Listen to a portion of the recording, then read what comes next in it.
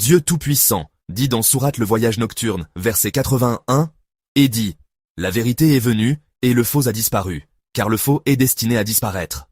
Ce noble verset affirme une loi cosmique selon laquelle la vérité est durable et intrinsèquement pérenne, tandis que le faux est fragile et éphémère par nature.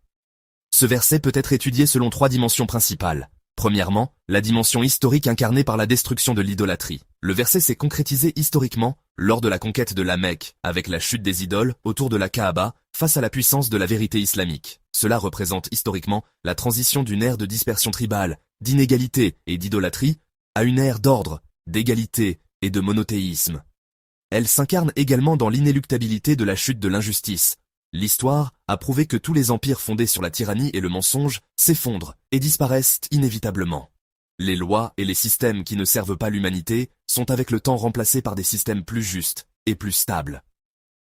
Deuxièmement, la dimension psychologique, incarnée par la nature innée et la stabilité. La vérité est en accord avec la nature humaine, ce qui procure à l'âme la tranquillité et la paix intérieure.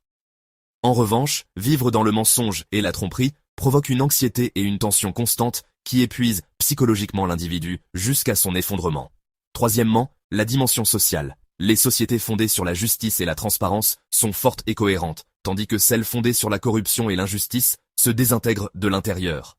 De même, le faux peut prévaloir socialement pendant un certain temps, en raison de la peur ou de l'ignorance. Mais la conscience collective évolue historiquement pour détruire les systèmes corrompus par des révolutions et des réformes.